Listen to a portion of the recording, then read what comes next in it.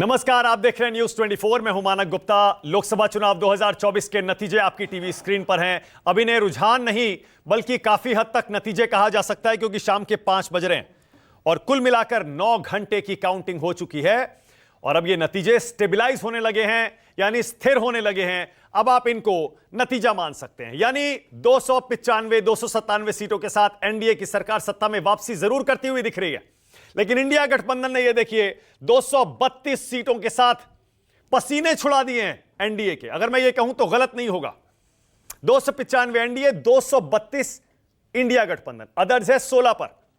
यहां राज्यों का नतीजा और ब्रेकअप आप लगातार सुबह से देख रहे हैं, अभी भी देख सकते हैं। बीजेपी अकेले 243 है, कांग्रेस 98 है और उसके बाद समाजवादी पार्टी और टीएमसी दो बड़े उलटफेर करते हुए ये रीजनल प्लेयर भी दिख रहे हैं। इसके अलावा और भी ऐसी क्षेत्रीय पार्टियां हैं जिन्होंने बीजेपी को, एनडीए को झटका दिया है, उनके बारे में बाद में बात करूंगा। लेकिन पहले आपको बता दूं, 295 के इस आंकड़े चल हो जा शुरू। केसरिया से मन जोगी हुआ रे, दिल झूमे देखो पतवारा हुआ रे, दिल झूमे देखो पतवारा हुआ रे। हर पल मनाओ केसरी त्योहार। विमल बोलो जुबान केसरी। पर क्या एनडीए की सरकार बन सकती है, यह मैं सवाल पूछ रहा हूं, और वो इसलिए क्योंकि कांग्रेस और विपक्षी दल, इंडिया गठबंधन जो है विपक्षी दलों का, उसकी तरफ से यह दावा पहले ही होने लगा है, कोशिश होने लगी है कि सरकार हम बनाएंगे। चाहे वो कांग्रेस हो या बाकी इंडिया गठबंधन के दल, वो कह रहे हैं सरकार हम बनाएंगे।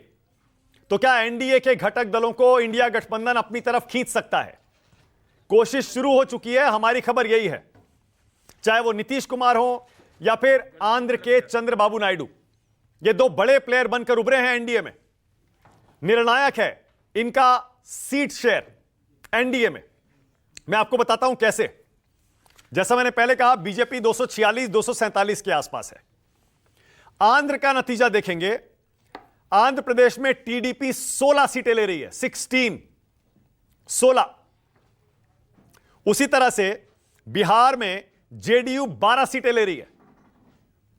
टीडीपी 16 सीटें आंध्र में ले रही है, जेडीयू बिहार में 12 ले रही है। दोनों को जोड़ दें तो 28 हो जाता है।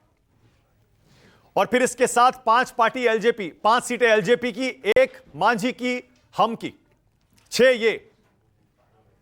मैं सहयोगियों की सीटें इसलिए गिन रहा हूं क्योंकि विपक्षी दल दावा कर रहे हैं एनडीए टूटेगा और सरकार हमारी बनेगी। क्या यह संभव है?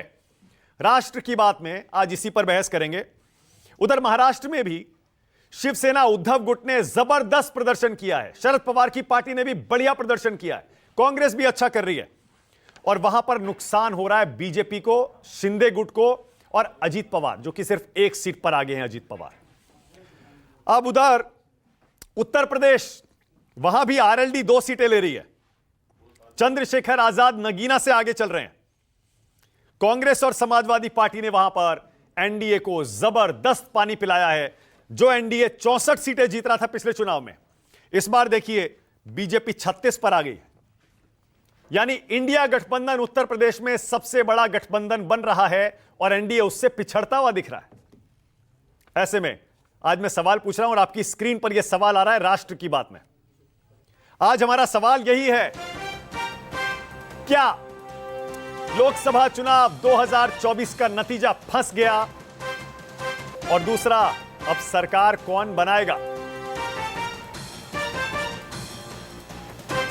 राष्ट्र की बात में आज मेरे साथ बीजेपी से संजू वर्मा, कांग्रेस की तरफ से आलोक शर्मा, समाजवादी पार्टी से सुनील साजन, जेडीयू से अनुप्रिया, किशोर तिवारी शिवसेना उद्धव गुट से, एके वाजपेयी एलजेपी आर से। यहां स्टूडियो में मेरे साथ अनंत विजय भी आ गए हैं, सुकेश रंजन और राजीव रंजन, मेरे 2 सहयोगी जो चुनाव बहुत करीबी से पिछले 2 महीने से कवर भी कर रहे हैं। और बीच में स्क्रीन पर आप न्यूज 24 पर ब्रेकिंग न्यूज देखते रहेंगे, कौन आगे कौन पीछे, कौन जीत रहा है कौन हार रहा है, क्योंकि लगातार सुबह से हमारे पास उलटफेर की खबरें आ रही हैं। बड़े बड़े कई दिग्गज ढेर हो गए। कई रीजनल पार्टीज ने, उनके नेताओं ने सरप्राइज किया है, जबरदस्त शॉकिंग डिफीट बीजेपी को कई जगह दी है। राष्ट्र की बात शुरू करते हैं। आलोक शर्मा, सरकार कौन बनाएगा? आलोक शर्मा, क्या आपकी तरफ से कोशिश शुरू हो गई है 272 का आंकड़ा पाने की? आलोक जी।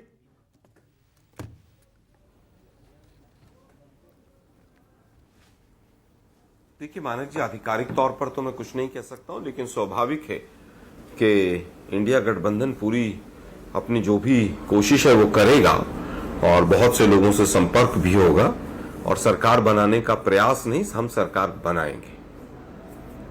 आलोक जी, कुछ 2-4 लाइनें और बोल दीजिए। 3-4 लाइनें जो आपने बोली उसमें बहुत कुछ कहा, लेकिन मैं चाहता हूं कि आप प्रवक्ता हैं, आप पार्टी की मजबूरियों से बंधे हैं, मैं समझ सकता हूं, लेकिन थोड़ा बहुत और बोलिए ना, जरा बताइए। चंद्रबाबू नायडू को ले आएंगे, नीतीश कुमार को ले आएंगे, क्योंकि आपका स्टैंड है ये। आलोक जी, आपने लगातार कहा एनडीए बिखरेगा। मानक जी मुझे आलोक जी, मानक जी देखिए, मानक जी मैं बिल्कुल हमेशा से कहते आया हूं कि एनडीए बिखरेगा और एनडीए में कई पार्टियां ऐसी हैं जो इस समय पर अभी वर्तमान में वो ऊपरी मन से कह रही हैं कि हम एनडीए में रहेंगे, लेकिन वो वास्तव में एनडीए में नहीं रहना चाहते हैं। कुछ चीजें हैं जिनके ऊपर वास्तविकता के आधार पर कोई ना कोई डिस्कशन जरूर चल रहा होगा और मुझे उम्मीद है कि वो चीजें अपनी एक मूर्त रूप लेंगी, चाहे वो बिहार हो, चाहे वो आंध्र प्रदेश हो, चाहे वो यूपी में कुछ हो और चाहे वो उड़ीसा हो। मुझे लगता है कि कहीं ना कहीं उनसे कोई ना कोई चीज बातचीत होगी। लेकिन इसमें एक जो मैंडेट आया है मानक जी, इसमें 2-3 चीजें स्पष्ट है।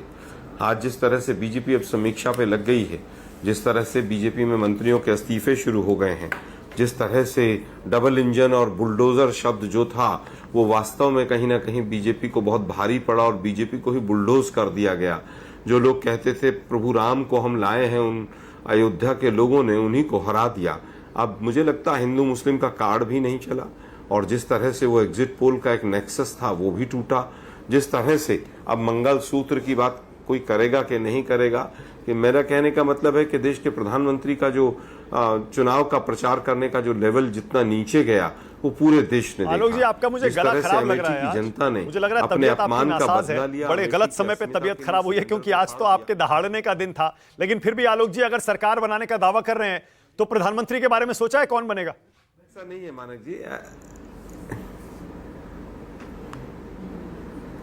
देखिए मुझे लगता है कि प्रधानमंत्री तो सांसद सभी लोग मिलकर तय करेंगे।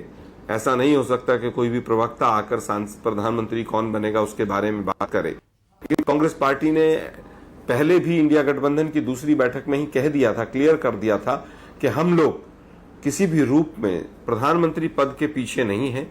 जो भी निर्णय होगा इंडिया गठबंधन का सामूहिक तौर पर होगा। अगर कांग्रेस पार्टी की ज्यादा सीटें हैं और बाकी इंडिया गठबंधन के दल के लोग चाहेंगे तो स्वाभाविक है कि कांग्रेस से ही प्रधानमंत्री होगा, लेकिन ये अंतिम निर्णय सभी सांसद बैठकर लेंगे। जो आज का माहौल है उसको किस तरह से हैंडल किया जाए उस पर ज्यादा ध्यान है। लेकिन मोदी जी, एक सेकंड रुकिएगा, एक सेकंड। सुकेश कुछ कहना चाह रहे हैं, लेकिन उससे पहले अनुप्रिया का एक रिएक्शन मैं चाह रहा हूं। जेडीयू से अनुप्रिया हैं, आज नीतीश कुमार पर सबकी नजरें हैं। नीतीश बाबू क्या करेंगे? सम्राट चौधरी के बारे में खबर यह आ रही है कि वो नीतीश कुमार से मिलने गए थे लेकिन मिल नहीं पाए। अनुप्रिया सुन पा रही है मुझे? अनुप्रिया सुन पा रही है?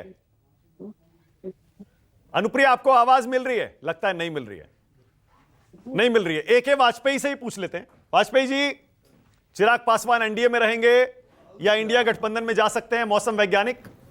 देखिए, हनुमान तो राम के साथ ही रहते हैं, शुरू से यही इतिहास है, यही हमारे ग्रंथ बताते हैं।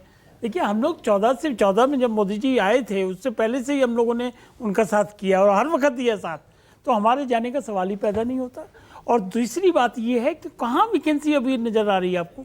295 पे स्टिल हो गया है वो मामला। तो हमारी बीजेपी सबसे बड़ी सिंगल लार्जेस्ट पार्टी है, उसके बाद प्री पोल अलायंस एनडीए का है, उसके 295 है। तो कहाँ किस तरह की बातें आप लोग कर रहे हैं, हमको नहीं समझ। आलोक जी, नीतीश कुमार और चंद्रबाबू नायडू अगर इधर उधर करते हैं थोड़ा सा भी तो सरकार कैसे बनेगी बताइए? उसका जवाब बड़ा सीधा है। कौन सी ऐसी पार्टी जो एनडीए में नहीं रही, कौन सी ऐसी पार्टी जो यूपी में नहीं रही, तो मैं भी कह रहा हूं। तो उससे क्या फर्क पड़ता है? उससे कोई फर्क नहीं पड़ता। प्री पोल अलायंस किया है, बाकायदा चंद्रबाबू नायडू सोच समझ के वापस आए, और इसी तरह बाकायदा नीतीश कुमार बापू जो आए हैं वापस, वो समझ के आए और उन्होंने प्रधानमंत्री के सामने बिहार की रैलियों में क्या कहा कि अब हम नहीं जाएंगे, कभी नहीं जाएंगे। अच्छा, एक मिनट अनुप्रिया।